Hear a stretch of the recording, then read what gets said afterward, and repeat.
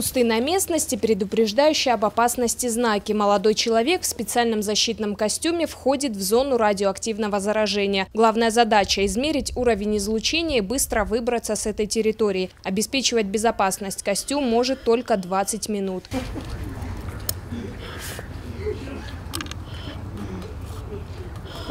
Но на самом деле никакой реальной угрозы нет. Здесь проходит открытый урок МЧС. С самого утра студенты педагогического института осваивают работу службы радиационной и химической защиты Северной Осетии. Сначала ребятам показали приборы для измерения излучения, научили одевать противогаз и защитный костюм. Не все молодые люди в этом деле новички. На базе пединститута работает целый отряд студентов-спасателей. Мероприятие по гражданской обороне было весьма полезным, увлекательным. Я это уже для себя знал, но те ребята, которые приехали, просто интересовались этим. Думаю, получили что-то новое для себя, что, надеюсь, не представится возможность им использовать в жизни.